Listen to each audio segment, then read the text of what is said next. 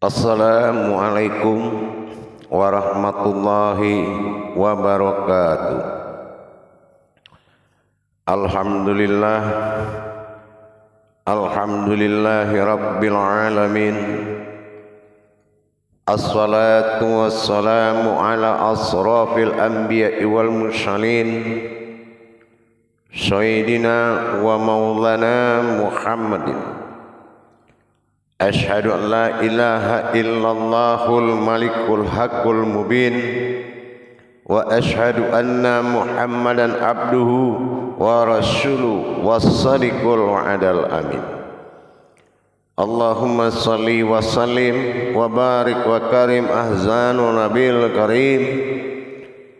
Ihdinil lazi min jamalika wa innal lazi min jalalika wa innahu min kitabika wa tahirin wal mujahidina amma ba'du. Ibarullah, bersyukur kita kepada Allah dengan mengucapkan alhamdulillahi rabbil alamin atas segala limpahan karunia rahmah dan hidayahnya, serta dengan izinnya juga kita dapat menjalankan amanahnya, beramal dan beribadah zahir batin dunia dan akhirat. Bersalam kita tidak akan pernah kita lupakan.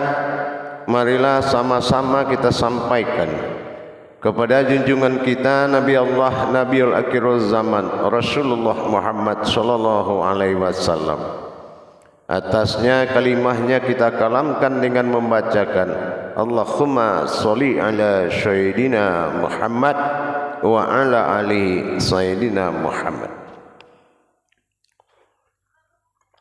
Alhamdulillah, bertemu lagi dengan saya Guru Mursyid Syekh Nur Muhammad Buya Irwan Maulana Al-Khalidi, Sumatera Barat. Tentunya dalam makom majelis zikir Ma'rifatullah, dalam tayangan YouTube Buya Pasaman Timur, dalam naungan Yayasan Islam Hidayatul Mubarakah Indonesia. Tentunya dalam rangka meningkatkan iman dan takwa kita, maka saya akan mengajak kita berbagi ilmu dan wawasan tentang pemahaman hakikat ketuhanan pada diri kita. Memang secara dalil Al-Quran Allah sudah nyatakan dalam Al-Baqarah ayat 269 yang bermakna tidak akan diberikan hikmah kepada seseorang yang tidak aku kehendaki, tapi dalam jalan-jalan yang kita tuju dalam perjalanan rohani kita, haruslah kita memberikan kepercayaan kepada Allah dengan tentunya kita bersungguh-sungguh. Wala zidna jahadu fitnah lahadiyahum subulana. Ankabut ayat 69. Hal yang disebut bersungguh-sungguh itu ada kiat-kiat yang harus dipahami dalam meyakini jalan-jalan Allah. Seperti yang pernah kita bahas, seperti yang pernah kita sampaikan, memahami hakikat ketuhanan. Kalau hakikat ketuhanan itu sudah pasti wujudnya sebuah diri, tajalli sifat keinsanan Allah di muka bumi. Tetapi kalau dalam makom tauhid siriyah berhubungan kepada tingkat kerahasiaan Allah, rahasia adalah wujud sir yang tidak boleh diberikan pandangan hakikat. Itu yang dikatakan sifat wujud bagi Allah. Kalau sifat wujud bagi Allah artinya adalah suatu perjalanan yang akan menempuh masa wujud dan maujud. Tapi apapun bentuknya, wujud atau maujudkah, dinamakan sebuah alif garis lurus berdiri, dinamakan sebuah alif setelah kita paham apa isi dan kodrat dari huruf alif tersebut, yaitu alif lam fa. Apa yang dikatakan alif lam fa? Itulah alif lam mim. Itulah sebuah alam yang bersifat rahasia. Dan memahami kembali perjalanan sebuah wujud yang kita kaji di dalam perjalanan tauhid siriyahnya Al-Ikhlas. Di sini sudah kita memahami 7 langkah dalam masa ikhlas. Meskipun tahap awal kita mempelajari Jabariyah dari sebuah makom Al-Ikhlas, tapi sangat besar manfaat yang bisa diambil. Masa wahid kita sudah tahu apa yang dikatakan sebuah wahid. Ternyata ahad. Itu pelajaran pertama yang bisa diambil. Kalau sudah sir rahasia, maka yang ahad digabungkan dengan adalah suatu wujud wahid. Ini suatu tajali wujud yang satu yang bersifat sir, alifnya tersirat. Dan apa yang bisa diambil manfaat dari Allah Samad? Terjadilah satu kehendak. Aku Allah yang berkehendak, dalam arti Allah Samad. Apa yang dia kehendak? Kehendak itu sendiri bernama iradah. Apa kodrat iradah? Kodrat iradah itu adalah hayat. Apa kodrat hayat? Hayat itu adalah alif. Alif apa yang dikatakan hayat? Ini yang disebut alif kasrah i. I ini wujud dari hayat.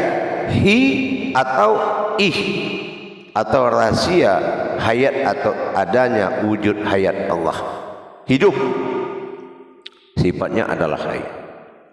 Melangkah kepada 3 dan 4. Ternyata alif domasir dengan alif hayat bertemu dalam bentuk makom. Apa makom? Makom tajalli sirullah, berada dalam wujud alam hayatullah.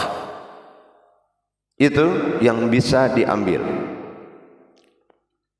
Setelah bertajalli wujud sirullah kepada hayatullah, berarti sudah ada 2 kodrat tetapi belum berbentuk. Setelah dia mendatangkan gejolak dari 2 perkara tadi, maka jelaslah pada posisi keempat,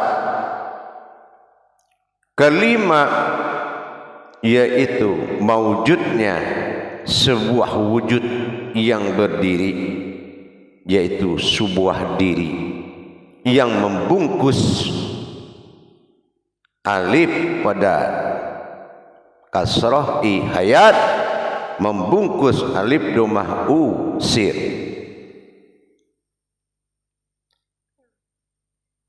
Dan apa mawujud yang terjadi? Inilah lahu, yakul lahu, lam yakul lahu. Sebuah alam yang berdiri, yaitu alamku, wujudku, lahu. Nah, seperti yang kita pelajari. Setelah mendapatkan wujud Allahu, baru kita melihat apa yang dikatakan kufuan. Nah, kita lihat di kufuan itu, kaf alif domah fa alif domah nun hayat an. Jelas di situ diri rahasia, wujud rahasia di dalam batin rahasia, disebut dengan wujudku an, disebut wujud diri an. Jadi kalau bertemu satu wujud, berpadunya alif domah u dengan alif kasroh i di dalam batang tubuh lahu, yaitu dalam diri lahu, maka diri lahu inilah yang dikatakan ayat di luar, hayat di dalam. Ini disebut dengan kufuan. Kujadikan alif domah u wujud rahasia, fa batin, alif domah u lagi, an, wujudnya adalah an. Sesungguhnya aku rahasia yang ada di dalam batinku yang berwujud an. An ini alif nun atau dikatakan hayatku. Inilah batin Allah. An, in, un. An bersifat batin bagi Allah. Ini yang dikatakan diri batin dalam alam batin. Barulah kita melihat pada masa ahad terakhir. Masa ahad terakhir bukanlah ahad berkodrat Tuhan wujud yang bersifat wahid, tetapi ahadnya di atasnya hurufnya yang menanti hijaiyahnya adalah shin dari tulisan Al-Ikhlas. Berarti ahadnya adalah nas, nas itu nur, nur itu adalah hayat. Itulah wujud, itulah maujud. Inilah kesempurnaan dari wahid menuju ahad, dari tiada menjadi ada, dari rahasia menjadi bersifat pada rahasia.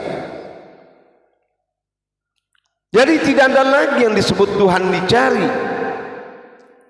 Tuhan tidak bisa dicari. Justru yang mencari itulah yang akan dicari. Dengan itu kita mulai memahami ternyata la maujudun illallah, semuanya di dalam genggaman yang disebut batinnya Allah. Inilah wujud Allah yang maujud. An diri batin Allah yang terlihat. Itu dikatakan ahad, yaitu adalah zat, alif adalah terlihat, dan dal adalah yang diperjalankan. Jadi disinilah kita melihat zat Allah yang terlihat dan diperjalankan, ahad. Maka jatuhlah ini dalam sebutan ketuhanan nanti yang bersifat dari wujudnya menjadi maujudnya, dari sir menjadi sifat, dari badal menjadi aftar, dari ahyan sabitah menjadi terwujud ahyan karajiyah. Lapisan-lapisan tingkat derajat makom-makom diri naf-nafnya Allah, tetapi untuk Allah wujud tunggalnya tidak diberikan asma apapun, karena aku yang tak terlihat dan aku juga yang terlihat. Maka kepemahaman kita untuk Jabariyah awal sangat mudah dimengerti, karena sangat sulit bagi kita, karena makomnya adalah sir atau rahasia. Maka kenal sudahlah kita bagaimana cara Allah memperkenalkan dirinya dengan bertajalinya sebuah wujud batinnya sendiri yang dikodratkan kepada sifat kehambaannya. Hamba Allah pengakuannya, dan mengaku si umat adalah hamba Allah. pengakuan yang sama dalam satu wujud. Inilah yang dikatakan hakikat ketuhanan dan keumatan pada wujud itu sendiri. Jelas sudah zahiru Rabbi, zahir itu menunjukkan ketuhanan, dan batinul abdi yang tidak terlihat adalah hakikat keumatan. Jangan kita balik. Kalau kita balik, bukan Allah namanya Tuhan kita, karena Allah bukanlah suatu wujud yang hilang seperti makhluk, tetapi wujud yang nyata yang akan dinaikkan dan dicari dengan iman berbekal ilmu. Mencari diri dengan diri, kalau bertemu bukanlah diri, tapi sesuatu yang berdiri. Insya Allah mudah-mudahan bisa dipahami dalam tajalli sir Allah dalam Al-Ikhlas, sifat wahid menuju ahadnya. Insya Allah nanti akan bisa terkembang. Setelah ini terwujud, barulah terkembang kepada sifat hakikat. Tapi kalau sifat sirnya belum wujud, tidak mungkin ada hakikat dalam tajallinya. Tidak ada yang bisa dihakikatkan sebelum sir wujudnya jelas, nyata, dialami, dirasakan, dan berhubungan dengan nyata. Tafrid, tajrid, dan tauhid betul-betul menjadi suatu pandangan yang wajib didirikan. Barakallahu ya Karim, ya Rahman, ya Rahim. Insya Allah mudah-mudahan tajalli sirullah ini bermanfaat buat kita semua, sehingga menjadi induk kaji, pemahaman tiang kaji yang akan menjadi pandangan kekal siang dan malam 24 jam. Tidak lagi engkau bisa melihat dirimu, melainkan melihat diriku sendiri. Inilah yang dikatakan sekelumit umat dan terucap kalam Tuhan. Terucap kalam Tuhan, situ sekelumit wujudnya umat.